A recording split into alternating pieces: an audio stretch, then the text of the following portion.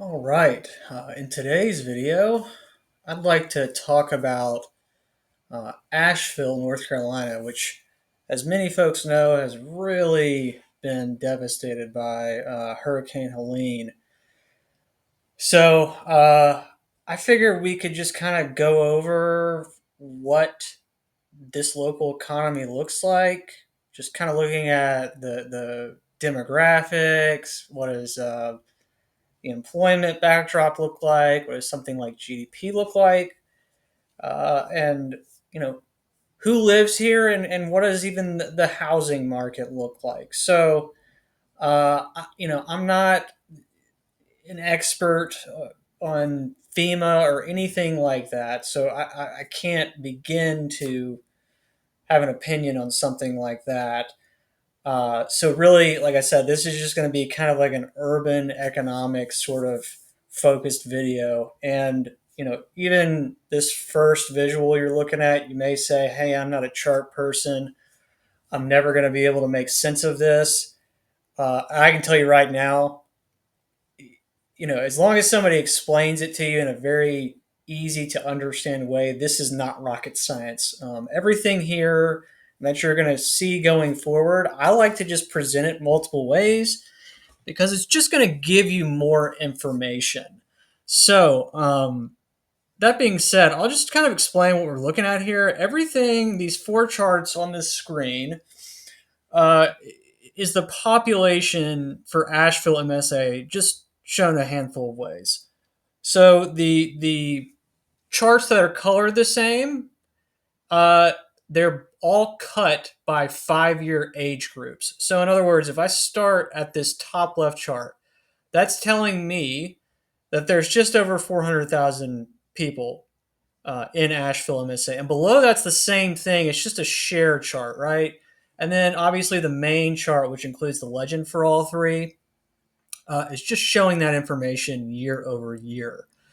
And then obviously below that, what I've done, rather than cut the population by 5 year age groups, it's just done by county. So that's just telling me that the bulk of the population sits in Buncombe County. Um, so if you notice on the bottom left hand chart, there's a line that I've drawn across that chart. And that's the national benchmark, which is just letting me know that, at a national level, around 30% of our population is over the age of 55. The fact that the gray shading is exceeding that indicates to me that Asheville is just older in the aggregate. So let me explain the blue, green, and gray coloring scheme. Under 25 is blue. 25 to 54, which is your prime working age population, is in green, and 55 plus is in gray. And the darker respective color saturation is just indicating older age within that bucket. So it's just giving you a lot of information presented a variety of different ways. So, look, keep in mind this bottom chart here where I've cut the data by county, and we can present it that way too. So same setup. Now we're just showing it by county, share by county, year over year by county. Um, and then we can even cut the population by the total thing by sex. And so you can see it's about 50-50. It looks like females are just a tad more in terms of share, and that's not unusual.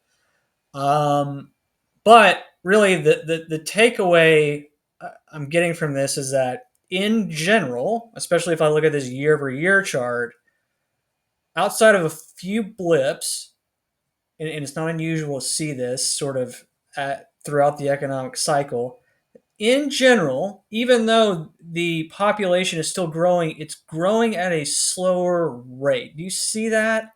It's just gradually softening, right? And it doesn't go in a straight line, but it's just gradually tailing off. So, with that in mind, there are other ways to look at the population change, right? And that's what I'm really talking about year over year, not the level year over year. So, this keep that in mind when we're looking at this next visual. So, you can also figure out why like a population is changing based on sort of like from a demographic standpoint. So,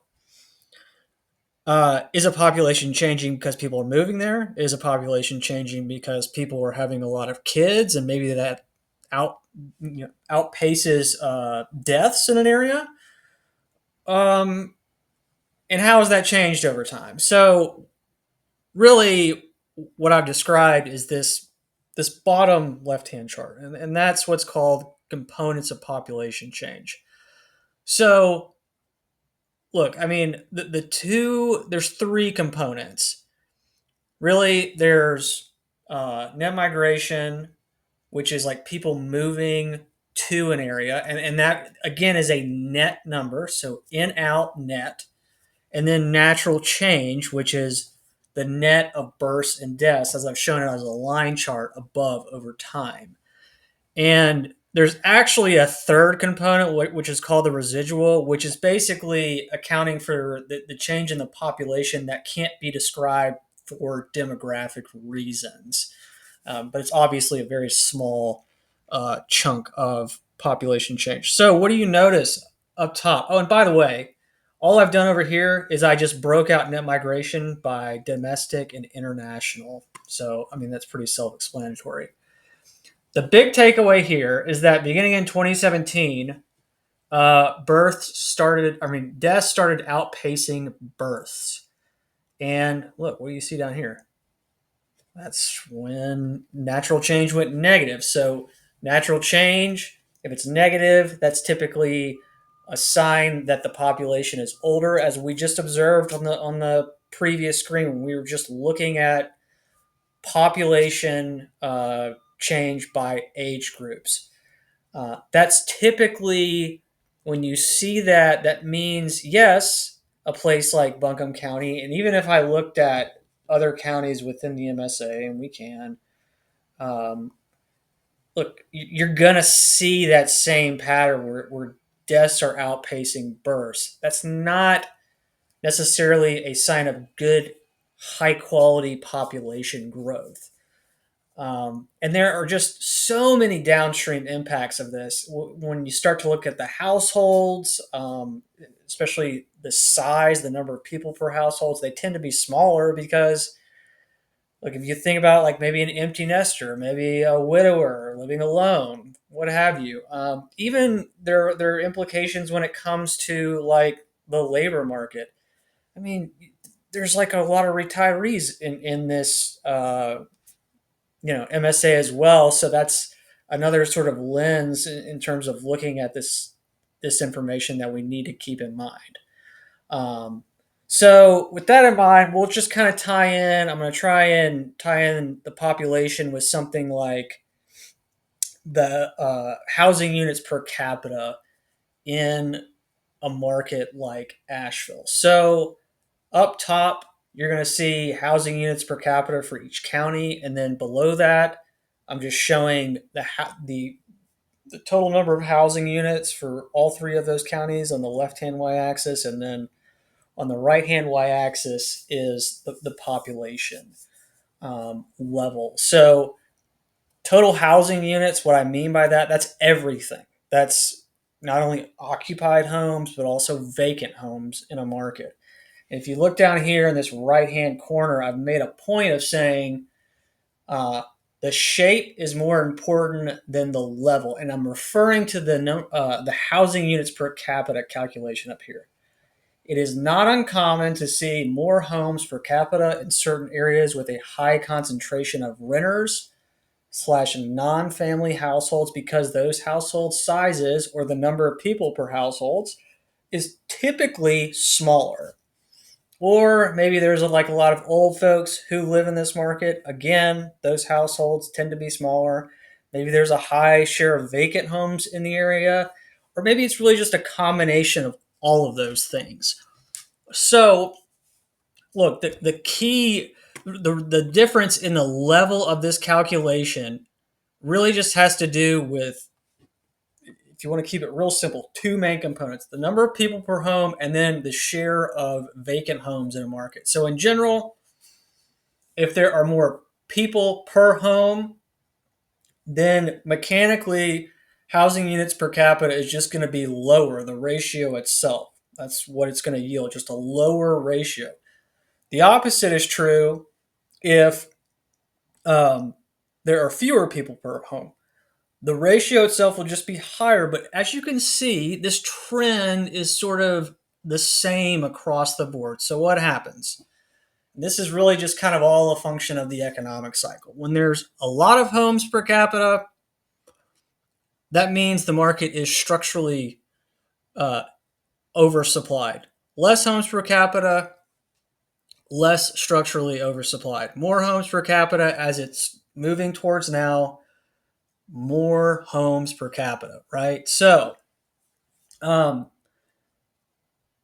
look, all of these markets are very structurally oversupplied, and I don't care about something like active listings maybe being relatively low in these markets. Active listings is only it represents only a very small fraction of the entire housing stock, and the housing stock is the total number of homes in a market, not just what's for sale, what's not for sale.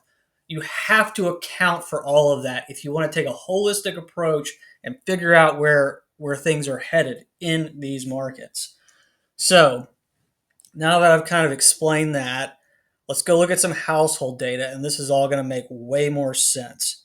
Um, and I'll explain this visual. So what we're looking at here is a bunch of different share charts, and we'll start at the top. This is for Buncombe County. We're only looking at 1 year of data. Okay. Um, Up top is the total housing stock. Like that's when you're looking at that housing units per capita calculation, that's what we're capturing. Total housing units. So there are obviously occupied homes, renter and owner occupied homes, households occupy homes, right? Occupied. And then there's vacant homes, right? We have to capture all of it. And then below that, and we'll just kind of focus on like these four charts. They're colored to sort of line up with their respective group. Blue, owner occupied. Red, renter occupied. Um, Here's the takeaway. Buncombe County, and by the way, these are national benchmark lines that I've drawn on these charts. I'll explain it. There's a lot of vacant homes in this market. It's not uncommon when there's a lot of second homes in a market and maybe a lot of short-term rentals. So that's the case in Buncombe County. On top of that, they have in the aggregate more 1 and 2 person households. So that's the 1 person household benchmark. That's the 2 person. So it's just capturing those 1 and 2 person owner occupied homes. It actually applies to renters too, are just capturing more share. Um, on top of there being a larger share of vacant housing units in a place like Buncombe County, that's why mechanically the ratio of housing units per capita is higher. So, that being said, let's just take it a step further.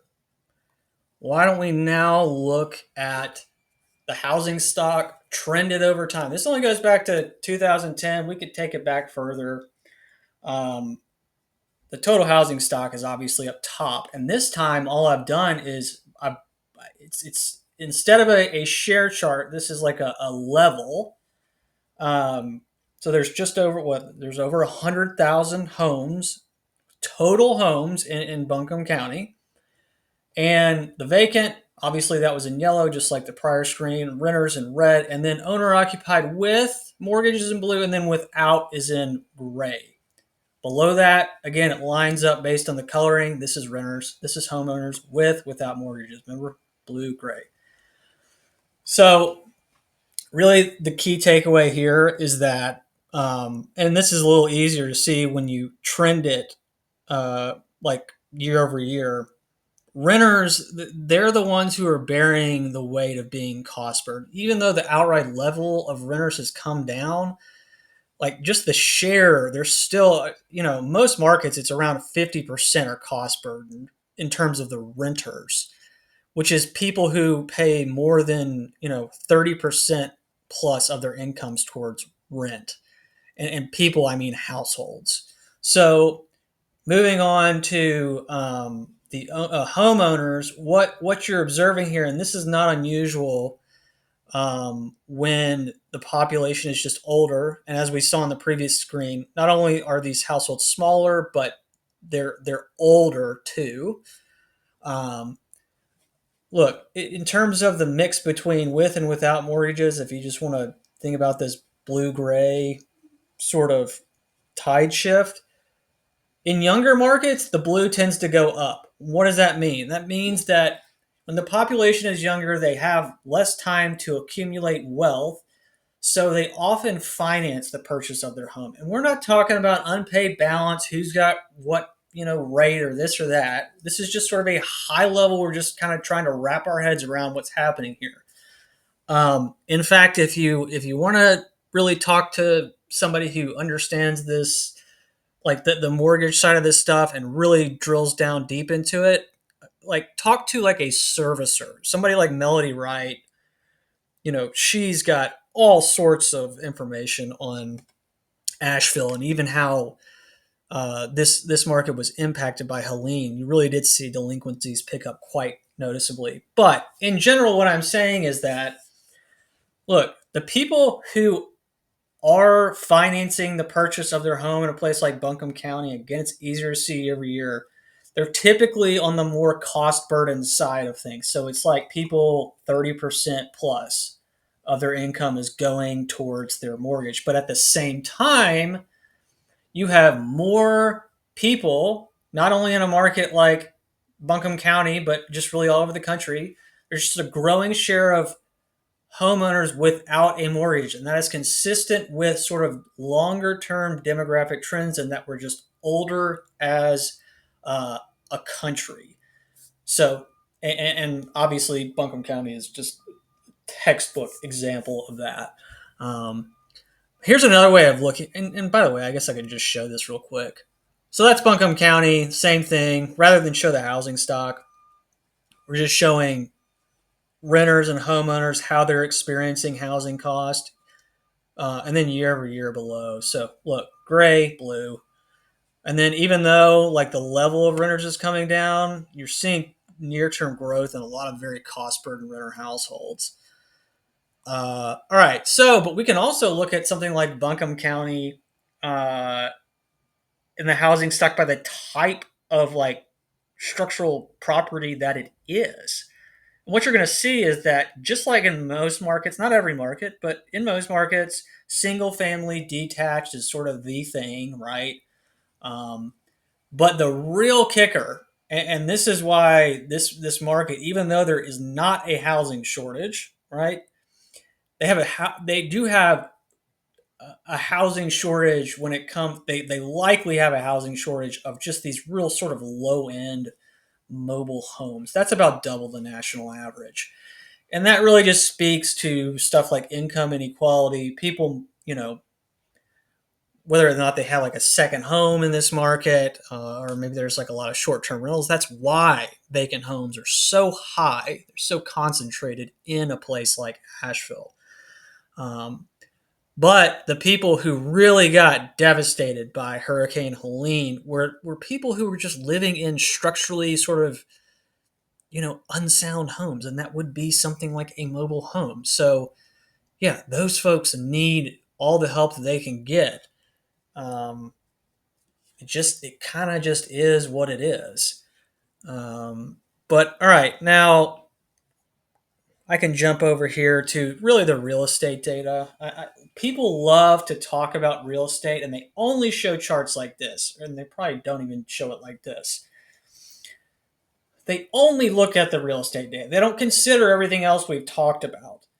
And it just infuriates me because they have a very sort of narrow lens into what is actually going on. So, and I'll just start at, I guess, Buncombe County. All right, there's Henderson County, but here's Buncombe County. So, like, we'll say inventory for sale. If I'm looking at this chart down here, or even this one up here, there's like, as of December 2024, there's like 1,000 homes for sale, but there's like over 100,000 total homes in the market.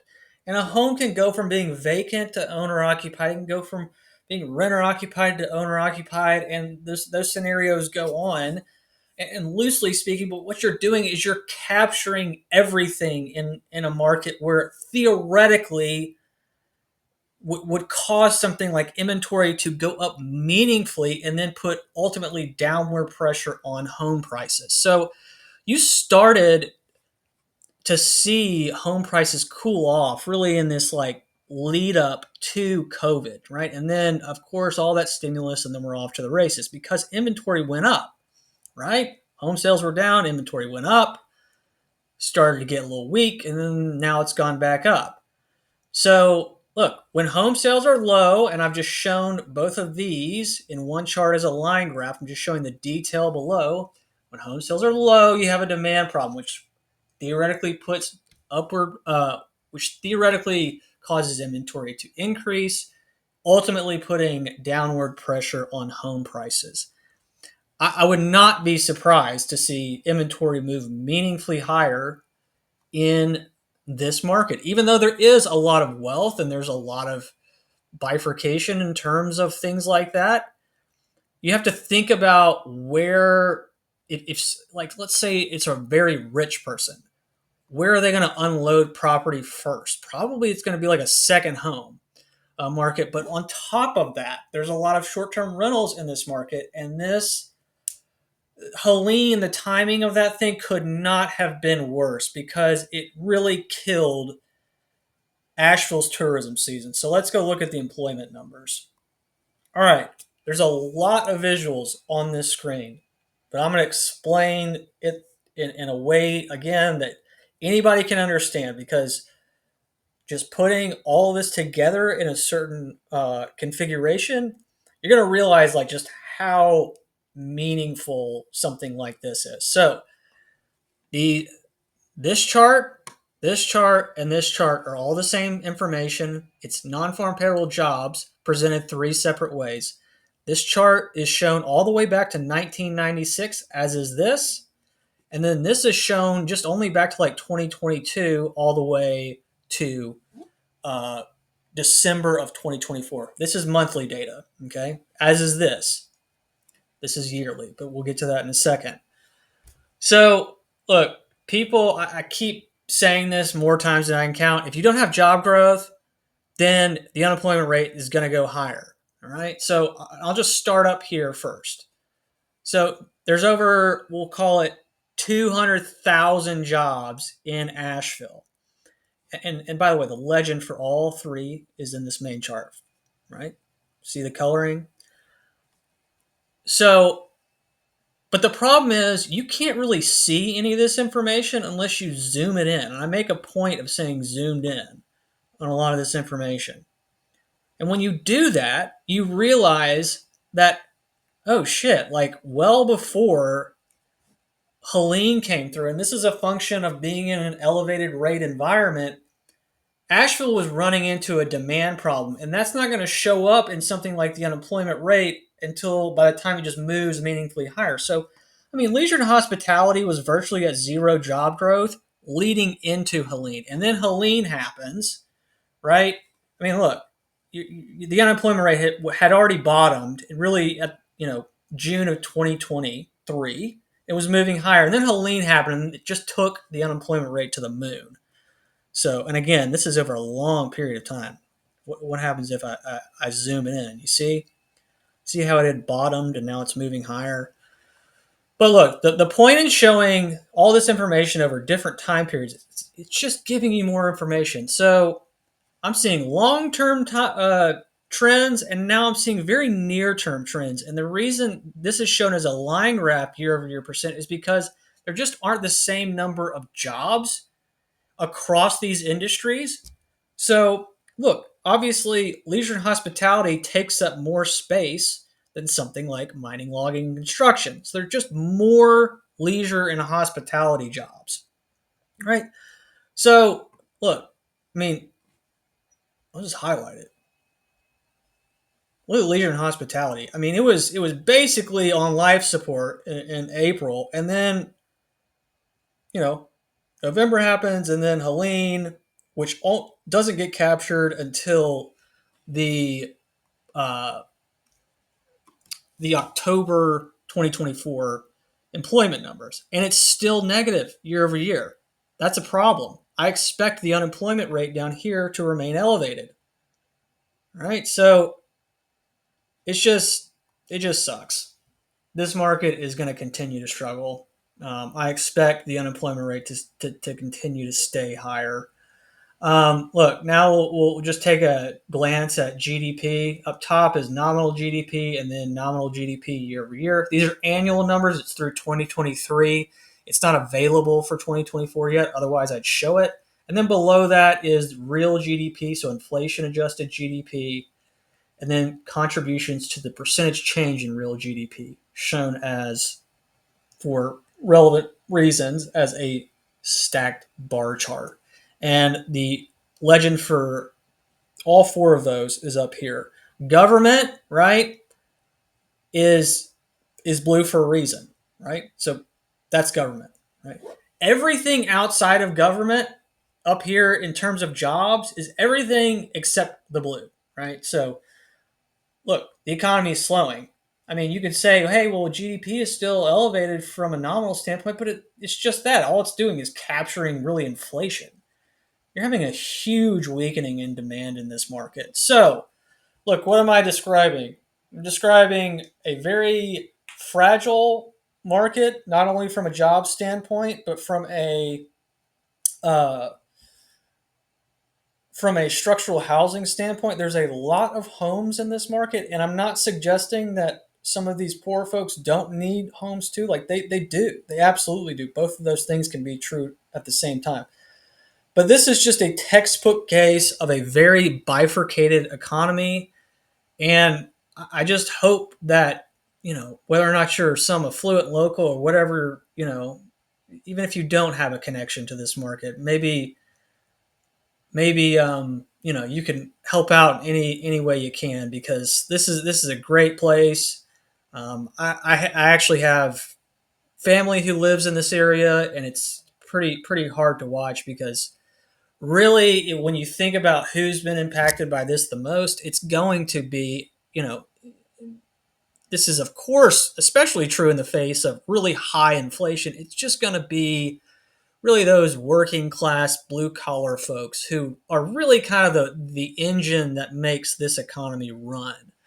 So, yeah, I mean, I wish I had some sort of rosy outlook for this market, but until I see it reflected in something like jobs, I just can't really say that there's going to be this kind of, fairy tale ending here. But the reason I present this is I'm always of the opinion that it's better to just know than not know. So, anyway, take that for what you will.